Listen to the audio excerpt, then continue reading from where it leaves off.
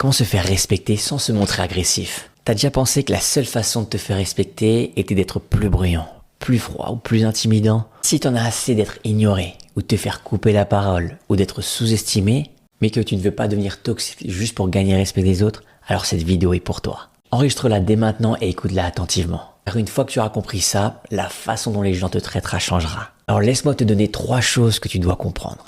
Premièrement, arrête de te justifier autant. Une énergie faible justifie toujours trop. Pourquoi? Parce qu'elle demande secrètement la permission. La permission de dire non.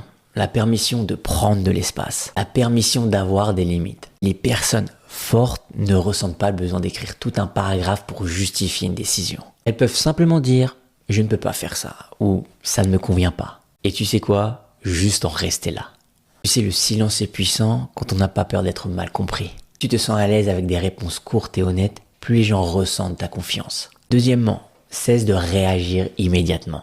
La plupart des gens sont dominés émotionnellement par leur entourage. Quelqu'un leur manque de respect, ils réagissent instantanément. Si quelqu'un les ignore, ils paniquent. Si quelqu'un élève la voix, ils perdent eux aussi leur sang-froid. Mais les personnes calmes, elles prennent le temps de réfléchir. Elles observent d'abord. Car celui qui contrôle ses réactions contrôle l'interaction. Le véritable pouvoir ne réside pas dans celui qui parle en premier, mais dans celui qui garde son sang-froid sous la pression. Pour finir, devient plus difficile à manipuler émotionnellement. Beaucoup de gens confondent gentillesse et disponibilité émotionnelle. Je pense qu'être une bonne personne signifie absorber les humeurs de tout le monde, régler les problèmes de tout le monde et tolérer le manque de respect juste pour maintenir la paix. Mais non, tu peux être gentil tout en restant indisponible face au chaos. Te soucier des gens tout en disant « ce n'est pas ma responsabilité ». Et dès que les gens se rendent compte qu'ils ne peuvent plus te culpabiliser, mettre la pression ou te contrôler, la façon dont ils te traitent change instantanément. Écoute, être respecté n'a rien à voir avec le fait de devenir froid. Absolument pas.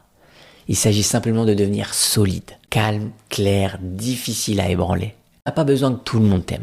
Tu as juste besoin que les gens sentent que tu te respectes toi-même. Et une fois qu'ils le ressentent, ils te traitent différemment.